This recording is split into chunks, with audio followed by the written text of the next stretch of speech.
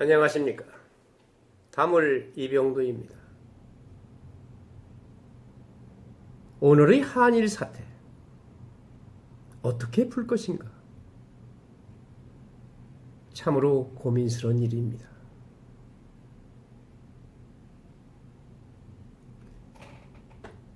한일 사태는 분기점이 세 고개가 있습니다. 한일 사태의 분기점 첫째 고개는 2019년 7월 18일 일본이 요구한 강제징용 배상 판결 논의를 위한 제3국 중재위 구성 답변 시한입니다. 물론 이 답변 시한은 넘겼습니다. 7월 18일 일본 정부가 강제징용 배상 판결 관련해 제3국 중재위원회를 구성하자고 요구한 데 대해서 한국 정부가 답변을 내놓지 않았습니다. 경우에 따라서는 일본 정부는 이때를 이용하여 2차 보복 카드를 꺼내는 명분으로 활용할 가능성도 있을 것입니다.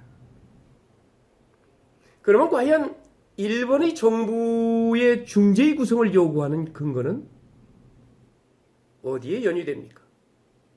그것은 바로 1965년 체결한 한일 청구권 협정입니다.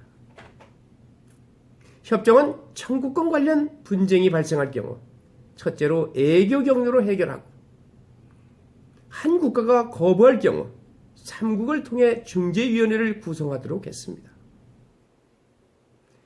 애교 소식 등에 의하면 한국 정부는 제3국 중재위 요청을 수용하지 않을 방침이라고 합니다. 그 결과 한국 시간 7월 18일 하구의 공식 입장은 없었습니다. 문제는 7월 18일은 또 일본 참의원 선거 21일에 있을 참의원 선거가 코앞에 둔 시점입니다. 아베 정부로서 한국을 압박하면서 보수표를 결집하는 일거양득의 시점이라 볼 수도 있는 겁니다. 물론 그것은 단견입니다. 또 그런 일이 일어나서도 안 되겠죠. 두 번째 고개는 한일 사태의 분기점 두 번째 고개는 2019년 8월 24일 한일 간 이상급 군사기밀을 공유하기 위한 군사정보 상호협정 지소미아 연장 시한입니다. 한일 군사 정보 상호협정 체계는 언제 맺어져 있는가요? 한일 양국은 국내 일부 반대에도 불구하고 북한 도발 등과 관련한 기밀 공유를 위해 2016년 11월 이 협정을 체결했습니다. 1년마다 연장하는데 한일 중 어느 한 국가가 파기를 원할 경우 만기 90일 전에 통보해야 합니다. 그 시점을 역산하면 8월 24일이 연장 시한이 됩니다. 물론 그 사이에 8.15 광복절이 있습니다. 문재인 대통령이 과연 어떠한 해법을 내놓을지 기대되는 대목입니다. 한일 사태의 분기점 세 번째 고개는 2019년 8월 31일입니다. 화이트 국가 리스트가 철회 시점입니다. 소위 화이트 국가에서 제거된다면 어떤 일이 일어날까요? 일본의 한국 제재 조치가 반도체에서 산업 전반으로 확산할 수 있는 시점입니다. 화이트 국가의 혜택은 대량 살상 무기로 전용될 가능성이 있는 품목에 대한 일본 정부의 까다로운 수출 허가 절차를 간소화해주는 혜택을 받는 국가를 말하는 것입니다. 아시아에서는 현재 한국이 유일합니다. 만약 한국이 화이트 국가에서 제외되면 일본 정부는 반도체만 아니라 자동차, 가전, 전자 등 산업 전체 분야로 한국에 대한 수출 규제를 확대할 수 있습니다. 문제는 일본이 악의적으로 운영할 경우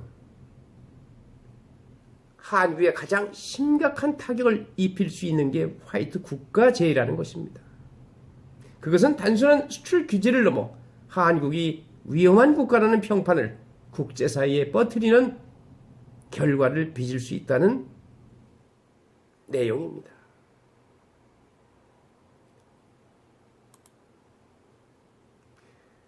이처럼 분기점의 세 가지는 한일 관계를 더욱더 그 사이에 난타전을 벌이게 합니다.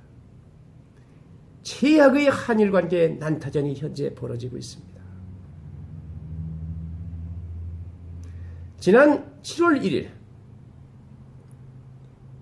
일본 정부가 2018년 10월 1일 한국 대법원의 강제징용 배상 관련 판결에 반대하며 반도체 주요 품목 수출 금지 등 한국을 상대로 계획된 경제보복 선언 이후 한국 측의 맞대응은 대단합니다. 시민운동 등 민초들이 일본 제품 불매운동, 일본 여행 안 가기 운동 등과 같이 스스로 일본에 대한 대응을 하고 있습니다. 물론 한국 정부 입장도 강경일변도입니다. 우리가 사는 이곳 LA 단체들도 본국의 정치적 움직임에 동참을 호소하면서 일반 비판 성명서 발표도 불매운동을 들불같이 번지려 하고 있습니다.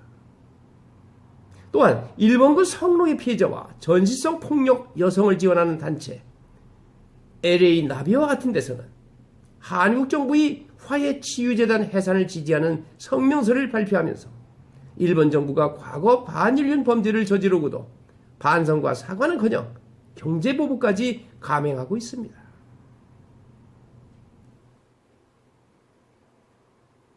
하루빨리 범죄 사실을 인정하고 법적 책임을 이행하라고 호소하고 있습니다. 그럼 화해치유재단은 무엇입니까? 4년 전 한일 정부가 합의로 만들어진 단체로 일본 정부 사과 없이 성노예 피해자에게 10억 엔을 나눠 지급하기로 해 논란이 일었던 재단입니다.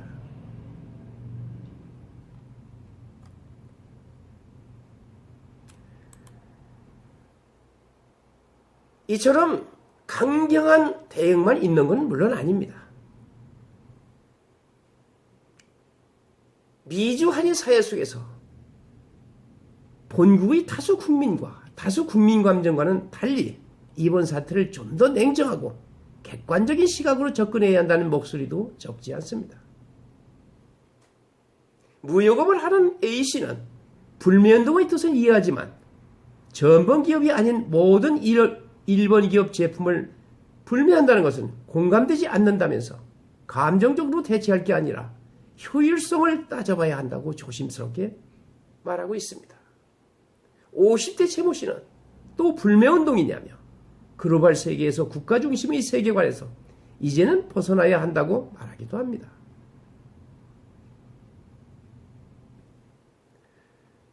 (40대) 유모 씨는 여러 민족이 함께 어울려 살고 있는 미국에서 특정 국가를 배척한다는 것은 한인 커뮤니티 입지를 곤란하게 할 수 있다라면서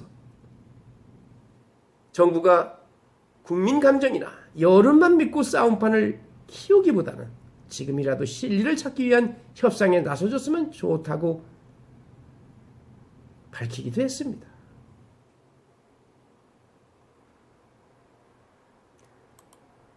여러분,